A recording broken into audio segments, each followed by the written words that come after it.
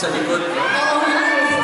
So for this round, syempre makakasama natin ang mga judges natin to ask them questions. That's right. So isa-isa po, well, one judge or one candidate will ask a question, and again, let us please be quiet while the judges are asking the question and habang sumasagot po ang ating ginoo. Alright, let's start with judge number 1, Eric Gudelano. Hello, good evening. Hello, good evening, sir. Casual questions na naman to. Kung may maituturo kang isang skill sa isang batang Pasigenyo, ano yun at bakit? Bilang isang entrepreneur and graduate po ako ng isang kursong marketing management, and yung background ko po is about buying and selling. Yung maituturo ko po sa kanilang skills is how they communicate with different types of people. Yung intrapersonal skills po, nadala ko in my career and in my entire industry na ginagalaw ko. Alright, thank you so much for that, everyone!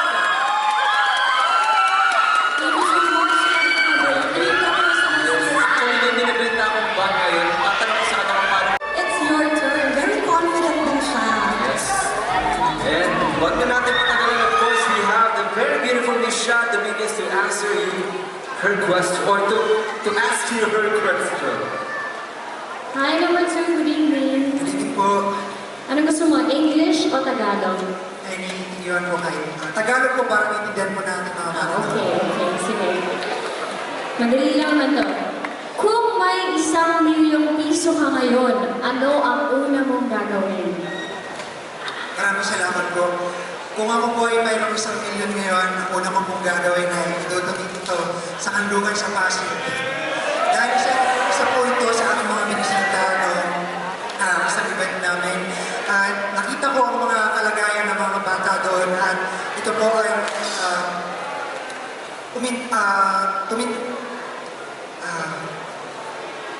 ito po ay naantig ang aking puso na makita ang bawat sitwasyon ng mga kabataan noon. At palagay ko po ang 1,000,000 ito ay maraming proyekto, maraming matutulong ito sa mga batang nasa kalubon sa Pasig. Dahil para sa 1,000,000 ay marami silang magagawa dito. Maraming salamat po. Maraming salamat, candidate number 2. Very kind. Yes. Pero pag ako nanalo noon, pinag-delivery ka. 3!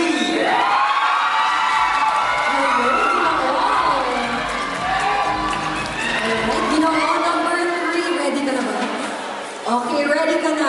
Our third judge, Mr. Haji Alejandro. Hello. Hi, Angelo Trippy. Good evening. Good evening po. Narinig ko kanina na mahilig ka sa iba't ibang sports. Kung i-relate mo ang buhay mo sa isang sport, ano ito at bakit? Thank you so much po. Para po sa akin, personally po, mai-relate ko po ang buhay ko sa volleyball. Unang-una po ang volleyball po, isa po sa sports na mahal ko. Hindi lang po, basta mahal ko, nag-represent din po ako ng barangay po namin. So, sa volleyball po, marami po tayong pagsubok, marami po susubukan na taglaman po yung mga bagay po na gusto po natin gawin. At sa volleyball din po at sa sports, natuto po akong lumaban, maging better po sa gusto kong gawin at sa gusto kong maabot sa aking buhay. Kailangan po at marami sa akin. Maraming salamat, candidate number 2. Ito po yung mga ginawa natin so far. Of course, let's welcome back again Mr. Eric Gudelano for his question. Hello, Kim. Marunong ka ba magluto? Marunong po. Okay, marunong ka magluto. Kung magluluto ka ng isang putahe, ano yun at bakit? Paano maalala ang Pasig sa niluto mo yun? Ang aking pong lulutuin ay Bicol Express. Bukod po sa paborito ko ito po ay maanghang at napakasarap. At ihahalin tulad ko ito sa aking masarap.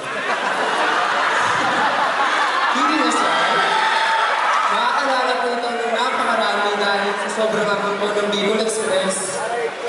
Talagang babalik-balikan ito. Magandang gabi po.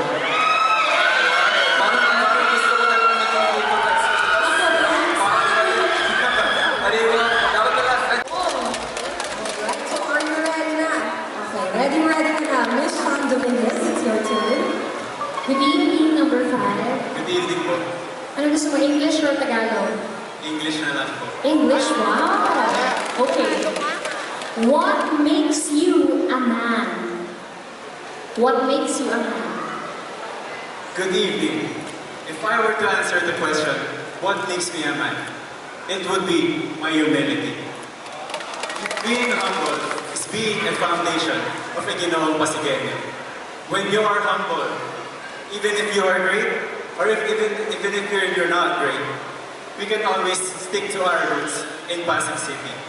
So everyone, Pasigueños, let us always remember to contribute great and meaningful things. First, for the betterment of ourselves. Second, to our country. And lastly, to our community. And with that, we can always say na ako, ikaw, at tayo ay palaging bahagi ng isang Pasig na umaagos ang pag-asa at puno ng pagkakaisa.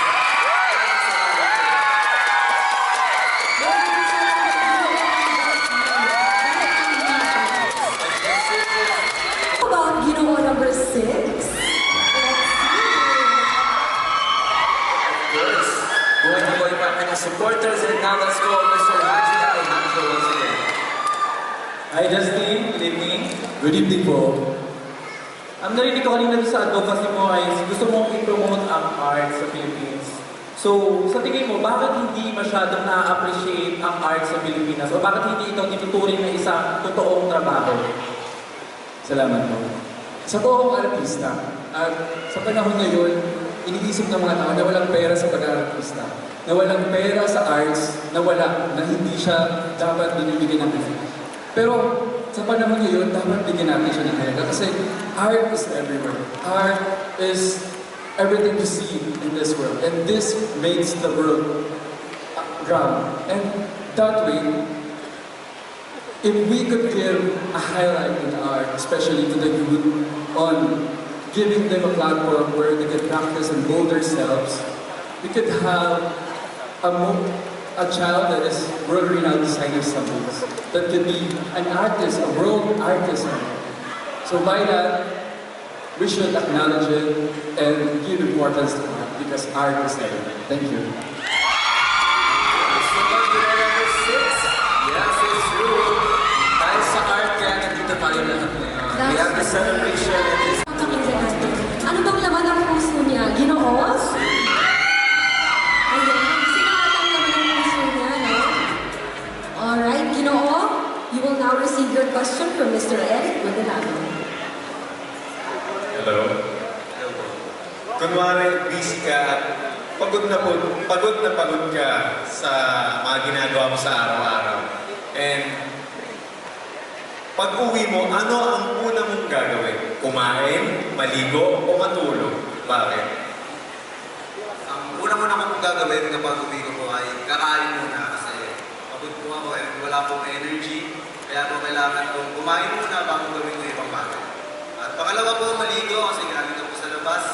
At kailangan mo maglinis ng katawan. Pagkatapos po nun, kapag nakaligo ka na, kailangan mo naman tumulong sa mga gawain bahay dahil hindi dapat pabayaan yung mga kinain mo dahil tulad ng pinggan, hugasan mo kailangan yung bago ka makatulong.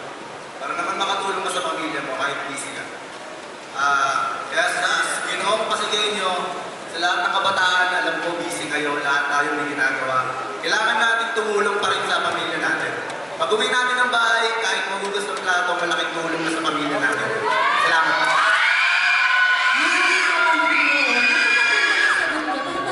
Parang napagsabihan ako. Lagot ka. Oo, so buhay pa rin ang supporters ni Ginoo. I believe you are ready, and now let's call Ms. Shan Dominguez once again. Okay, English or Tagalog? Tagalog na lang po. Okay, sige. Since nabanggit mo kanina about sa healthcare, okay, nawala. Eto. Ano ang papel ng isang Ginoo sa pagtuturo ng tamang pangangalaga sa kalusugan? Magandang gabi po. Napakaganda po ng tanong niyo. Kasi bilang isang nurse, At bilang isang Ginoo, ang papel po ng isang Ginoo na ay turuan ng mga kabataan, mag-promote ng awareness na alagaan ang sarili. Unang-una po ay maghugas ng kamay dahil ang kamay po natin ay pinakakapit natin sa mga maraming bagay. Pangalawa po, mag-promote ng awareness about sa vitamins dahil po hindi po sapat na pagkain lang dahil kailangan natin ng supplement para ma-regenerate lahat po ng naubos na lakas. At lastly po, bilang isang Ginoo po, ako po ay magiging isang role model para sa kabataan na upang mag-promote ng kalinisan at magandang healthcare at pag-aalaga sa sarili. Yun lang po at maraming salamat. Yes po, tita. Pamangkin niyo siya. Proud. Love it. Same tayo. Kasalamin mo. Shiner. Alright, so your question will be coming from Mr. Haji Alejandro. Okay, so isa sa mga nabanggit po sa advocacy mo kanina is gusto mong i-promote yung mental health ng mga kalalakihan. Gusto kong itanong sa iyo kung ano yung magiging mensahe mo sa mga henerasyon na hindi nauunawaan na sa panahon ngayon ang lalaki ay okay lang maging mahina at okay lang umiyak at okay lang na hindi laging malakas. So ano ang mensahe mo sa mga henerasyon na hindi naiintindihan ngayon? Magandang gabi sa inyo, sa mga orado. Maraming salamat sa magandang katanungan. Ang mensahe ko lang sa mga tao o sa mga kabataan na hindi nakakaintindi na ang mga lalaki ngayon sa panahon ngayon ay marunong maging mahina at marunong umiyak o pwedeng umiyak. Ay, ang panahon ngayon nagbabago. Teknolohiya ay nagbabago. Sana maintindihan natin lahat, pati ang ating pagkaloob, ating yung pag-iisip ay nagbabago rin. Sana maintindihan ninyo, kasabay ng pagbabago ng ating teknolohiya at pagtanggap ng mga panibagong teknolohiya, itagawin din natin ang pagbabago ng mga kalalakihan na kung saan pwede tayong umiyak, pwede tayong maging vulnerable sa mga taong kasama natin, sa mga kaibigan, sa kapwa lalaki, pati na rin sa ibang gender na nandito. Yun ang aking mensahe sa ating mga kapwa Pilipino. Yun lang at maraming salamat. Maraming salamat din ako ng Brunei. Very important topic to tackle. Maraming Thank you salamat. so much. And now let's go. Isang tao ng perpas. Isang tao sa ba? Para 100 siya. Perfect! Once again, Ginoo number 10. Madagdagan na. Consider. Alright, so Ginoo, your question will be coming from Mr. Eric Budelano. Hello. Bilang isang Ginoong Pasigueño, ano ang iyong magiging mensahe sa mga binubuli? Can you repeat? Okay. Bilang isang Ginoong Pasigueño, ano ang mensahe mo sa mga binubuli? Yes. Thank you for that question, sir. As a future educator, I myself, of course, in the future, I will be an educator, and I will be facing diverse students with different backgrounds, different costumes, different traditions, different opinions to each other. And I believe that there are, the norms that they have in them, that these norms will guide them to the betterment. And my message to the bullies is to stop. Because I believe that now, today is the 21st century world. We now live in a diverse society where every one of us have their own unique heart, unique opinions, unique customs and traditions. And we all need to respect each other rather than just to fight each other. Thank you. Thank you very much, Ginoo. Napakaganda mensahe din. Ang ganda ng questions from our judges. Yes, of course, pinag-iisipan is here. And now it's your turn once again, Ms. Shan Dominguez. So, hello, Ginoong 11. Good evening po. English or Tagalog? Tagalog na lang po. Tagalog, okay. Ano ang kakaiba sa kultura ng Pasig na dapat ipagmalaki? Ito ay ang kultura bilang Pasigueño na kahit sa barangay, bawat kapistahan ay dinadali ng mga dayuhan. Iba't ibang kasuotan, tinatangkilik ng kahit sino man. Gusto ko pong maranasan napuntahan ng iba't ibang lugar at ipagmalaki ang bawat kultura ng para sa atin. Kaya sa mga kapwa ko Pasigueño, hayaan niyo pong ipakita ang totoong kakayahan, serbisyo, at tunay na puso para sa bawat Pasigueño. Isang tunay na Ginoong Pasigueño, nilamang po. Maraming salamat. Alright, maraming salamat. Ginoon number 11. Naku, sana maimbitahan tayo sa mga fiesta. Ginoon number 12.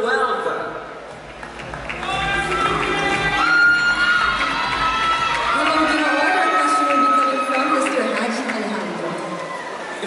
Hello. Hi, Kay. Good evening. Tama ba? Ikaw ay isang SK Kagawad?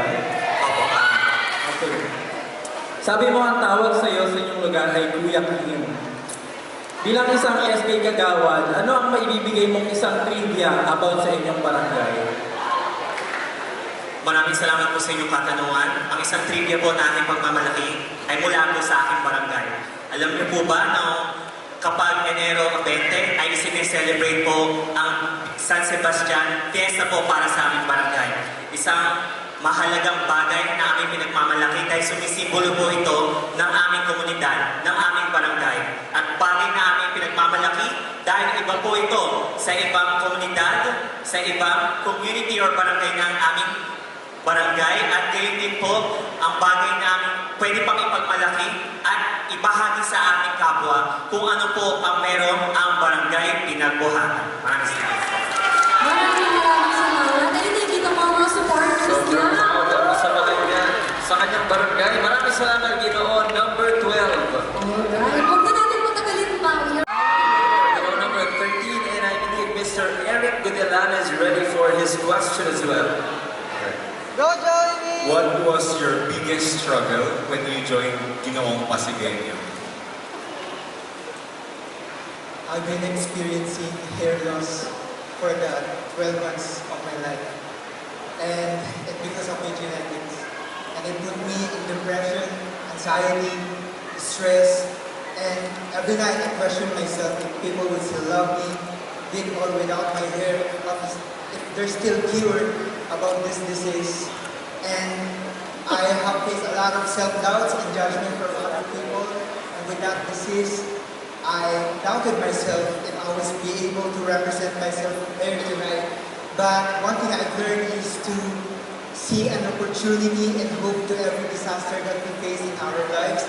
And I was able to use that hair loss of mine as my inspiration, motivation to do better, to grow from it, and to do better version of myself. And I hope to encourage everyone here, all Pasigueños, that no matter how difficult your life is, no matter what disease you have, as long as you are determined, you are believing yourself, then you can achieve your ultimate dreams, and you can be your, and then you can be your first Ginoong Pasigueño, just like what I'm doing here tonight. Thank you. Alright, there you have it. Ginoon number 13, I know, by just that answer talaga naman, mas naging proud ang kanyang mga supporters tonight. Next up, candidate number 14. Another handsome face. Alright, I think you're ready for a question from Miss Sean Dominguez. Hello, number 14. Nagabi po, Gusto mo English or Tagalog? Tagalog na lang po. Nabanggit mo kanina athlete ka, tama ba? Pakiulit po ano. Athlete ka, tama ba? Okay. Ang tanong ko sa'yo, bilang isang atleta, paano mo naipapakita ang disiplina sa sarili at paano mo ito nagagamit sa ibang aspeto ng buhay mo?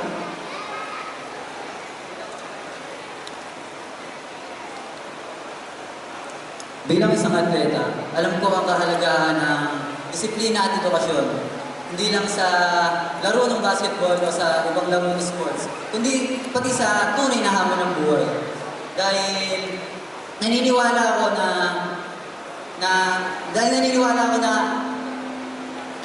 kailangan natin ng sport sa ating sarili dahil ito ay may karagdagang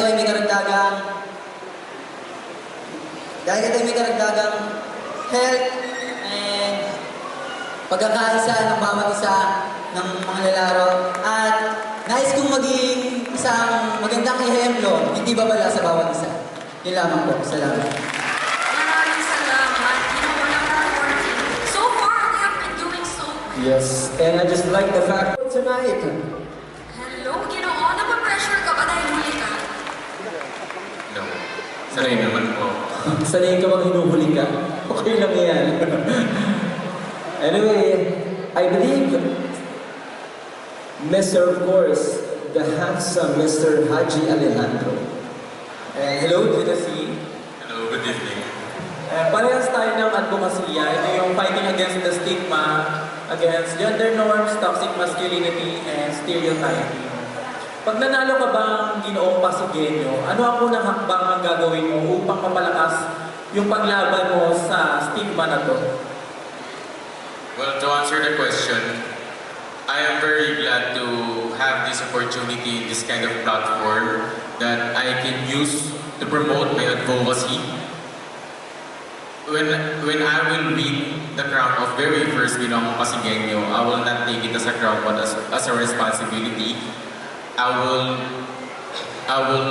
promote safe spaces for men, especially in barangays and schools, because it's time to break the stigma. Let's build passive where no human feels alone, where peace begins with understanding and healing. Thank you. Alright,